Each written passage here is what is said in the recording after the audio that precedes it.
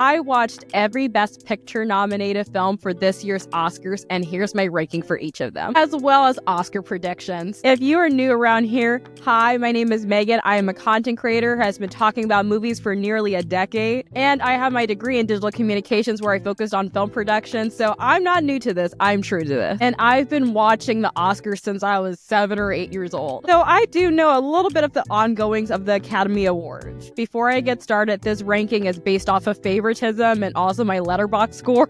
And actually for the Academy voting, they do rank their best picture pick, 1 being their favorite, 10 being their least favorite. So this video is slightly inspired by that. And obviously art is subjective, and I feel like a lot of these films are apples and oranges. I could really see these films winning best picture for some reason, even though I think some are better than the others. So get yourself comfy, grab a cup of tea if you like. I know I have my tea ready. And I'm trying not to spill it on myself. If you're wondering what I'm drinking, it's called Empowerment by Stephen Smith Tea Maker. It's actually one of my favorite teas, and this is not sponsored or anything, but I love it. It has raspberry leaf and cacao, but it's really subtle, and it's not too sweet either. I love it. It's very refreshing. I'll put a link in my description if you're interested in trying it. And it's not an affiliate link either, so go ahead, try it out. But without further ado, let's hop into number 10. My number 10 pick is Emilia Pérez. And yeah, this is unsurprising, and I feel like this is everyone's number 10 pick. Okay, where do I start with Emilia Pérez? Because there's just so much to unpack with this dang movie. I was low-key crashing out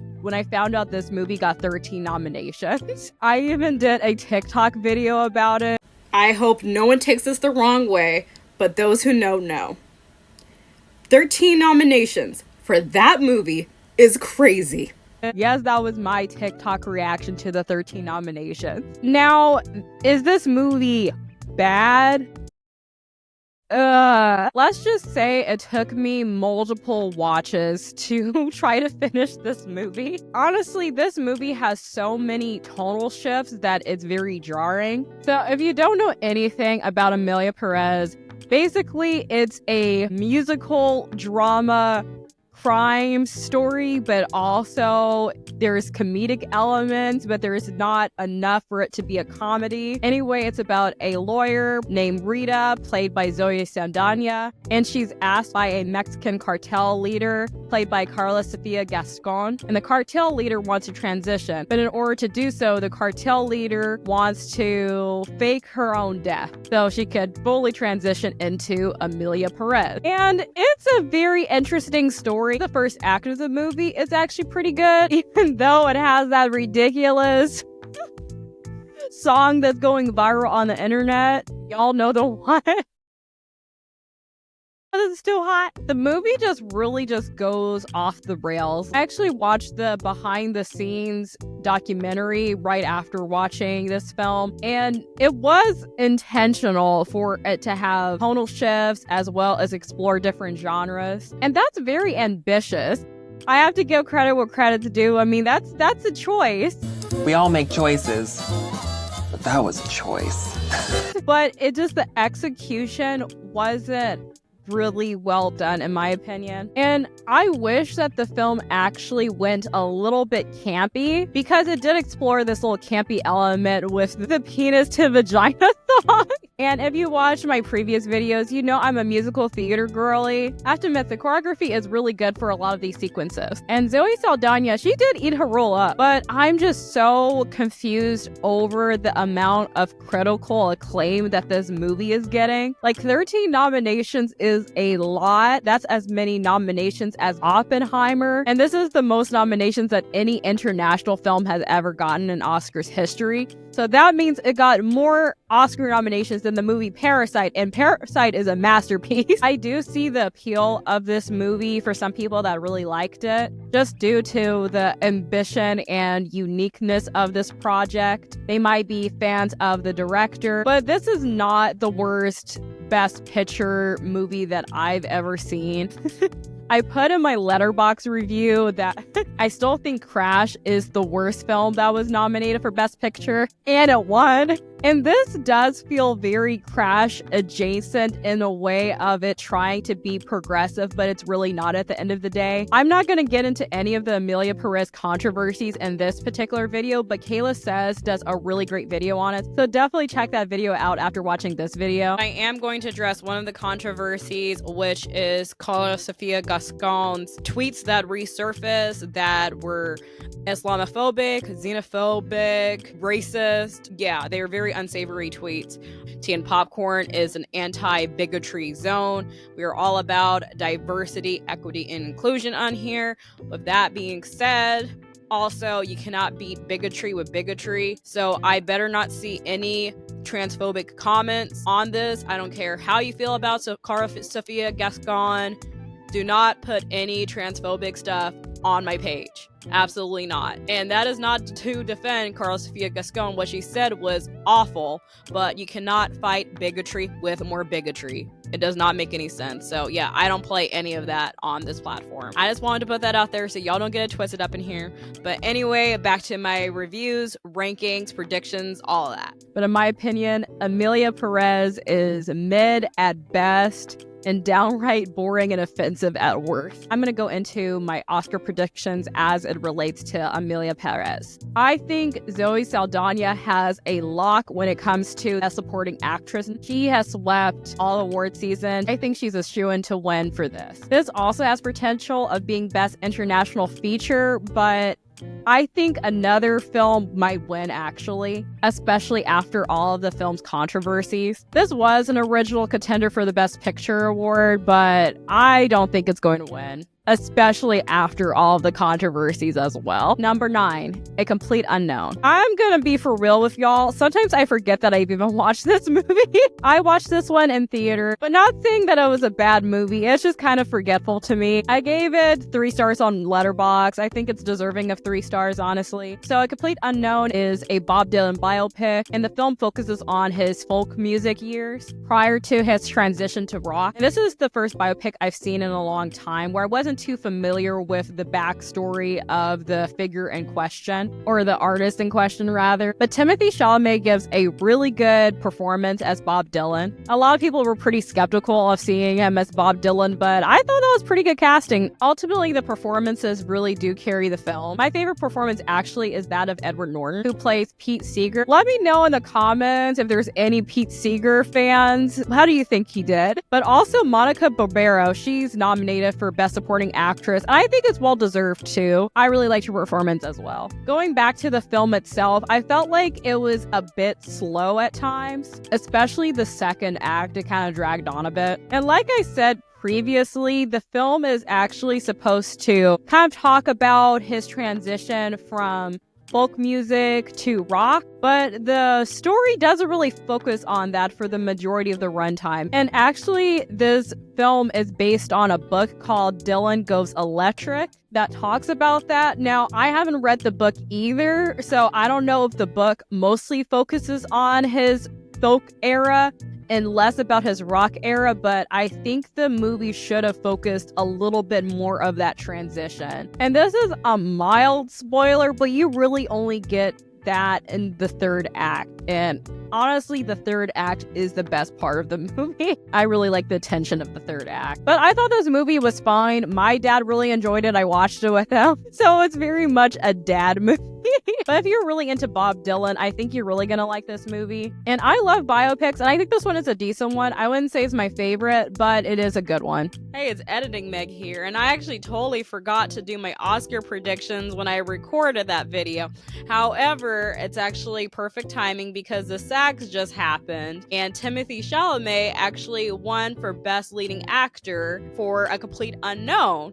So, that being said, his chances of winning Best Actor actually increased a bit.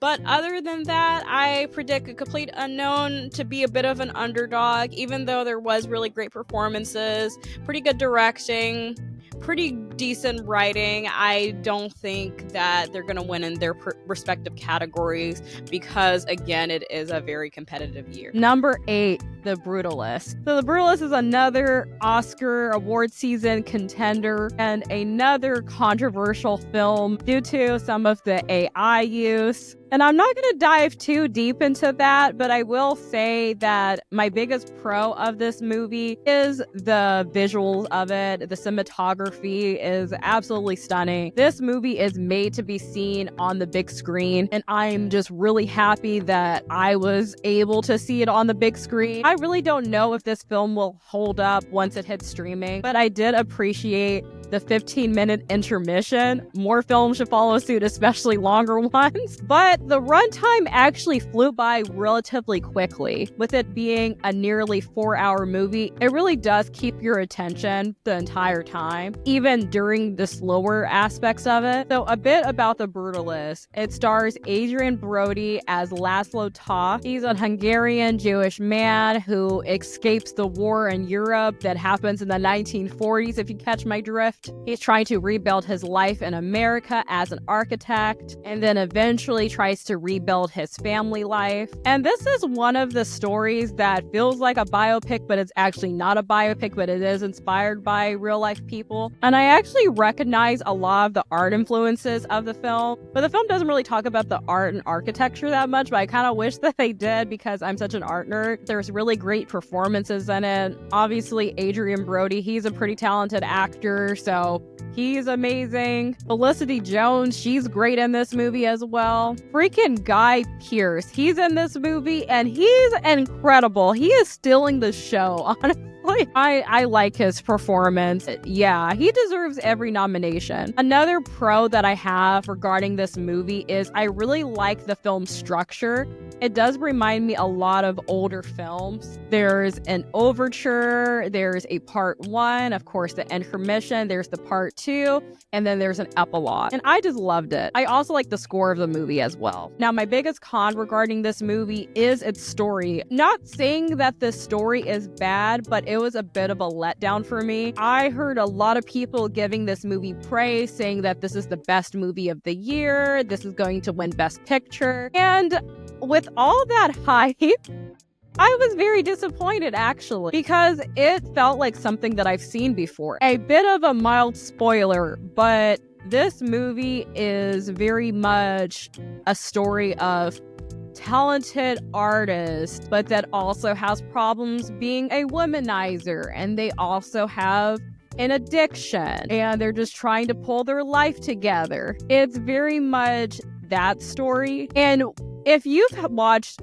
a lot of Oscar-nominated films like I have, you've seen this before. But again, that's my only con. I think the direction's really good, and that actually brings me to my Oscar predictions regarding Brutalist. I think director Brady Corbett is going to get Best Director. Adrien Brody is a big contender for Best Actor. I think this also might win for Best Cinematography because, like I mentioned before, the cinematography is absolutely gorgeous. It also might win for Best Original Screenplay, but I think there might be some other films on the list that might win over this one. This does have a high chance of being Best Picture. Number 7, Dune Part 2. I'm gonna be so for real with y'all. The first Dune movie, I did not really get it. I did not understand it. I don't know anything about the Dune book series. It was, the story and the lore was hard for me to really understand from the first film.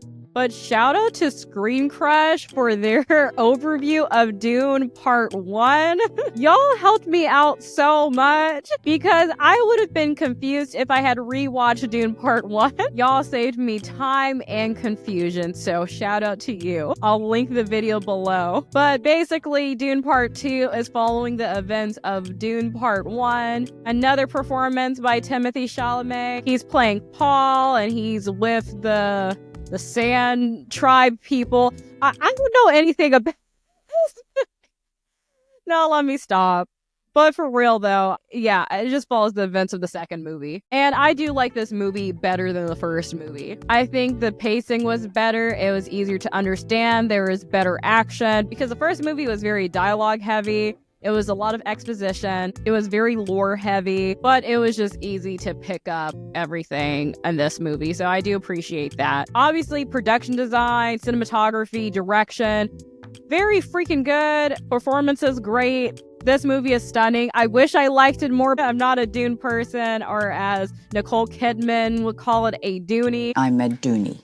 You're a Dooney. Yeah. It's just really not my type of movie, or else I would have ranked it higher, but I do respect the hustle. Moving on to my Oscar prediction. Even though this does have big competition with The Brutalist, I think Dune Part 2 might win in technical categories. I think it's going to win for visual effect as well as sound. I think it's neck and neck with The Brutalist when it comes to cinematography. However, I don't think it's going to win Best Picture. Number 6, Conclave. Conclave has been described as Succession but with popes, and that's the best description ever because it is so accurate. So a pope dies and they have to select a new pope, and it's about the selection process of that, otherwise known as a conclave. Even though this is a movie mostly with men talking, it is a very interesting movie with men talking. And it's not just white men either. A lot of people are saying that this is a white man talking movie, but it's not.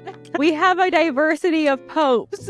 We also have some nuns talking too. Well, a nun. Ralph Fiennes absolutely eats. He is so good. Like, he transforms into every role that he's in, and he's just absolutely amazing. Stanley Tucci is also great in this. I put in my Letterboxd review of this movie that it's really weird to see him in a role where he's not playing the gay supporting character. And it's true, but he is playing the progressive pope, which is pretty fitting. But yeah, I think this movie was really good. I enjoyed it. Some may find this boring. I found it pretty interesting. There are definitely some cardinal stereotypes, Catholic stereotypes in this movie, and that's a given. I didn't see it done in an offensive way. There's not much to say about this movie, but it is pretty good.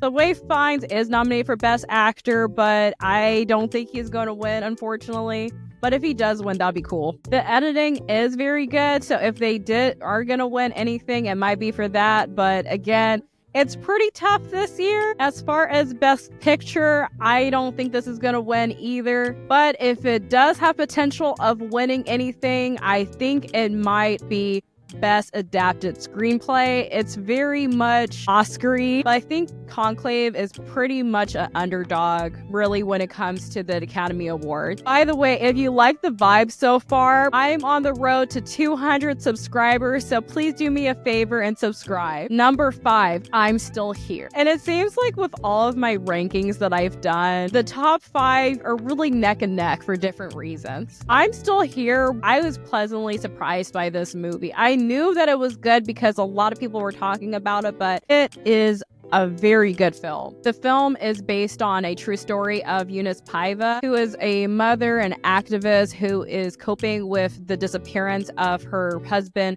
Rubens Paiva. And this takes place in Rio de Janeiro, Brazil in 1971 during a military dictatorship in Brazil. This movie is definitely informative. It is heartbreaking, but it's done very, very well. Fernanda Torres, she is absolutely amazing in this, but I have to give credit to the other actors as well because the whole cast has amazing chemistry with each other, especially the family. I'm not going to give away too many spoilers, as much of a spoiler as you could give a biographical film.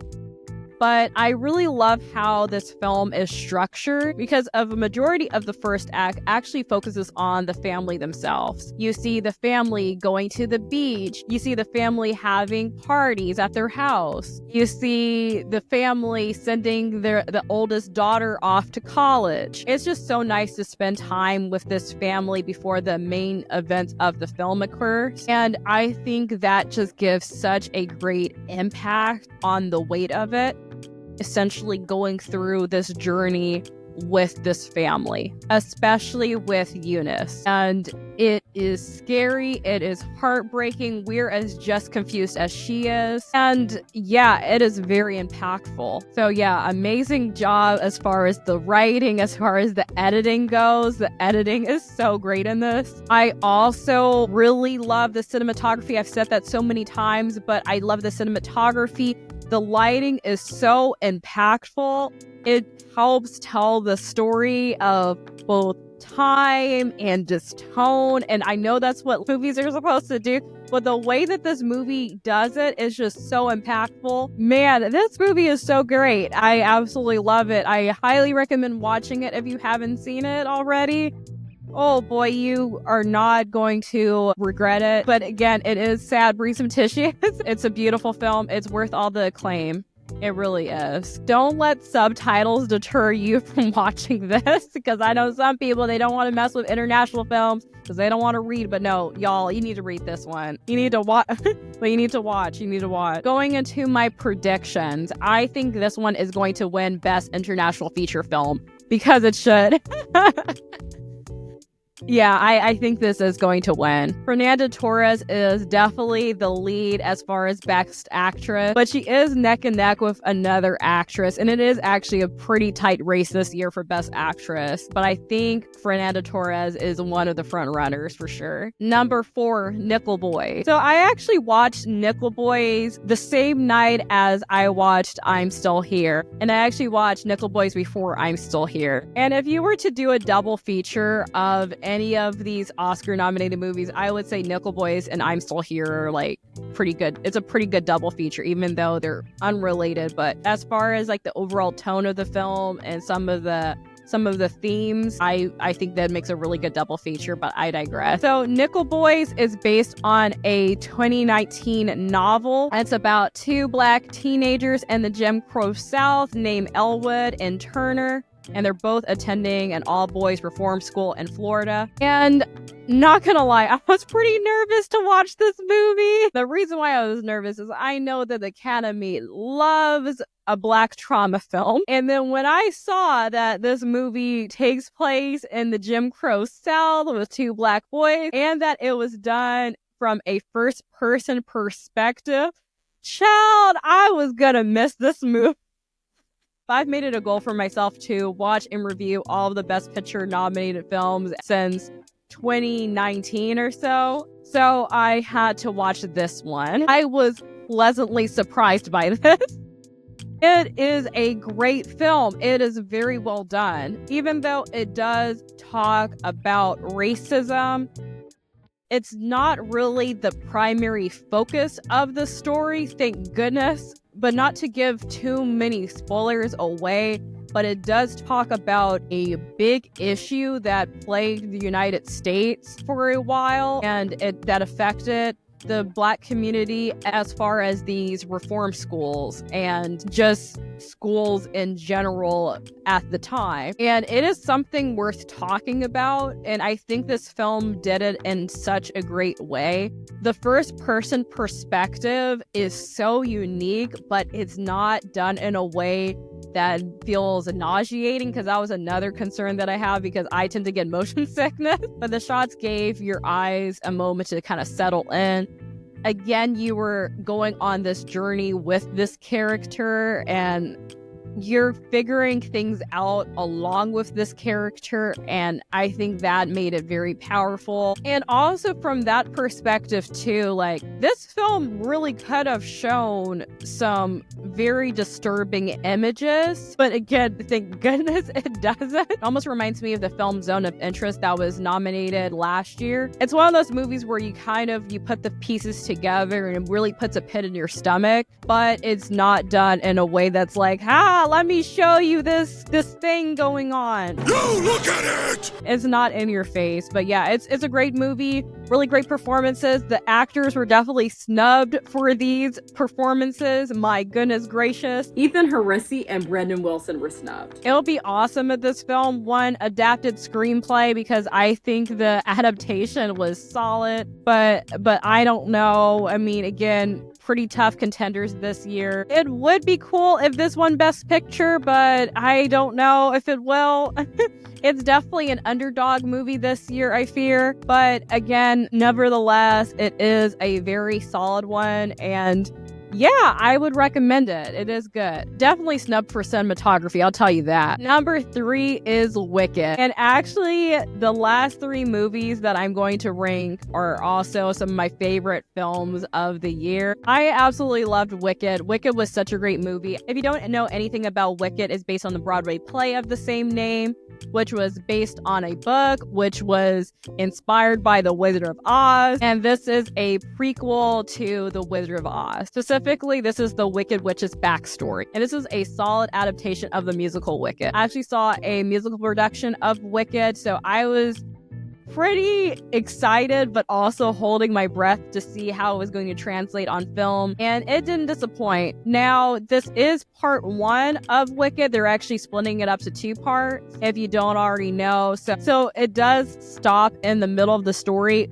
but I think it does make sense regarding the source material, and it actually does set up everything well for part 2 that comes out in November of 2025, which I'm super hyped about. Great performances. Cynthia Erivo, she's amazing in this. Ariana Grande, amazing as well. John M. Chu was snubbed for a Best Director nomination. He did an incredible job on this film. I really like the costume design for this. Overall, I think this is a really great musical. It is slightly an underdog, but I wouldn't be surprised if it won all of a sudden, like a shocker win, because sometimes the Academy does throw in curveballs, and the Academy does love a musical, but it has been a while since a musical has won Best Picture. It is nominated for production design. I think the production design is very solid in this. I loved it. Do think the lighting should have been a lot better, which is a big critique that I hear a lot of people saying, and I do agree with, because the color correction and the lighting made the color seem a little bit muddled. A lot of people said it felt like an MCU film, and I do agree.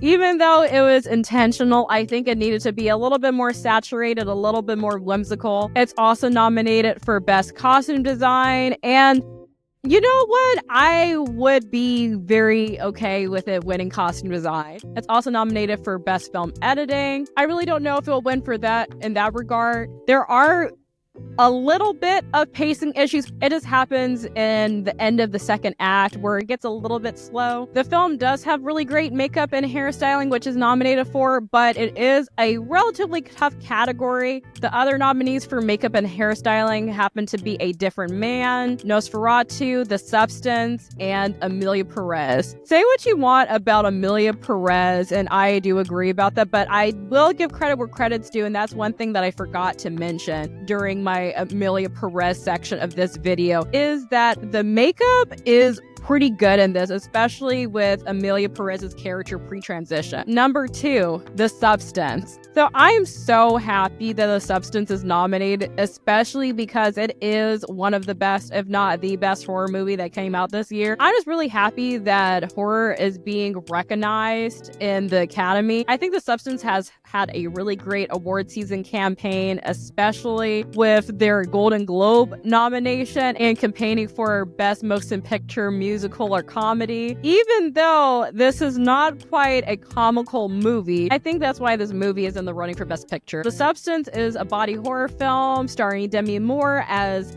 Elizabeth Sparkles, who is an actress and aerobics star, gets fired from her job because she is too old. She then finds this injection from the black market called The Substance that creates a younger, hotter version of herself. And of course, the younger, hotter version of herself is played by Margaret Qualley. And yeah, this movie is absolutely insane. It is kind of a dark comedy in a sense. And again, it is very impressive for a body horror film to get nominated for Best Picture. I just love that. But yeah, I have to admit, the first time I watched this movie, it took me a while to digest it, so to speak, but it's definitely better upon rewatch. I actually loved it. I've rewatched it a few times. Demi Moore is a contender for Best Actress, so she does have a likelihood of winning too. I think it's neck and neck between she and Fernanda Torres. Margaret Qualley is definitely snubbed. Like, what the heck? She should have been nominated for Best Supporting Actress. She absolutely ate this role. Also nominated for Best Director by Coralie Fraja, and I think she deserves to win. But I mean, at least it'll be like really awesome if she won. But if she wins for original screenplay, I think that will also be dope. And for the most recent years, the really cool movies have won for Best Original Screenplay. So I'm going to bet that this movie does win for a Best Original Screenplay, especially if it doesn't win for anything else. Another category that The Substance has a high potential of winning in is Best Hair and Makeup. I think the hair and makeup was really good in this. I mean, it's a body horror film, so, you know, you gotta do what needs to be done, but just the visual storytelling of everything is just really cool. The Academy does like old lady makeup. We'll see if they like horror makeup, but you know what? Nosferatu is also nominated, which was a horror film. So we'll see. The Academy is really messing with horror this year, and I love it. This was neck and neck with my number one pick, which brings me to my number one ranking, which is Anora. Anora was one of my favorite films of last year, and compared to a lot of the Oscar-nominated films, I think this is my favorite of the year. Again, with The Substance being neck and neck, and I also like Wicked too. The plot of Anora. It stars Mikey Madison as Annie, otherwise known as Anora. She is a worker from Brooklyn, New York. She gets a client who is the son of a Russian oligarch, and she is living out her Cinderella story fantasy, or at least so she thinks. And this movie is absolutely phenomenal. I loved this movie so much. This is his best film since The Florida Project. I could definitely see this film being his Oscar-winning movie. The story is great, the acting is phenomenal, but you still get that kind of like raw documentary style feel of this. The editing is amazing. Sean Baker also does the editing. He produced it, he directed it, he wrote it, like he does everything. This is a Sean Baker film through and through. I only have a slight con, which is a little bit of the second half. It does kind of meander a little bit, but honestly, it's not a big problem for me. Like, it really isn't. This movie is genuinely hilarious. Like, it is a funny movie. Okay, going to these Oscar predictions. Oh my gosh. Again, very tough categories because it is also nominated for Best Screenplay. And I do think this does have potential of winning as well. I really don't know. It really does. Okay, so if the Oscars decides to give the award to the cool film, I think this does have potential of winning the gold for screenplay. But I don't know if it will win because there is a lot of improv in Sean Baker films. But with that being said, the directing is really good. And Sean Baker is nominated for Best Director. And I think that will also be an awesome win. Best Supporting Actor for A Year of Borisov. He does really great job. I don't know if he's gonna win, but again, amazing performance. I really liked his chemistry with Mikey Madison, especially towards the end of the movie. I mean, man, I feel so crazy, but why am I giggling? Not like not that end of the movie, but like, you know, end of the movie. Especially towards the third act of the movie. There you go. That's what I meant, the third act of the movie. Again, if you know, you know. Hey, it is Editing Meg again, and I just wanted to mention my prediction for Best Supporting Actor, and my lock is Kieran Culkin for A Real Pain. He did such a great job in the movie. I really wish A Real Pain was nominated for Best Picture because I enjoyed that movie, but unfortunately it is not. But regardless, Kieran Culkin is still my lock. He's sweeping all of awards season, and I think he is going to get the Oscar as well. Mikey Madison is amazing, as I mentioned before, and if I hadn't mentioned before, I'll mention it again. Yes, Mikey Madison, absolutely incredible in this. Standout performance. Again, Best Actress category is very competitive this year. I'll be happy if she won. She is doing a really great campaign, but I really think the award is going to go to Demi or Fernanda. But as far as Best Picture goes, a lot of news outlets are starting to report that Anora has a chance of winning the big award. And honestly, I wouldn't be mad at it. Like, I know the Academy tends to do these things, as people like to call them, career Oscars. And honestly, I wouldn't be mad if Sean Baker gets a career Oscar. He is such a great filmmaker. He's one of my favorites, not to glaze him too much. I watched a lot of his filmography. I think he has a very unique style. I think he has a great style that often gets overlooked, especially from the Academy. But within the past decade, he's really made a name for himself. And I think if anyone should get a career Oscar, especially this year, it is Sean Baker. Well, that is my ranking as well as a few predictions. Give this video a like if you want more ranking videos. I have some more ideas, so let me know if you like this style of video. Again, if you love this video, consider subscribing and check out this video next.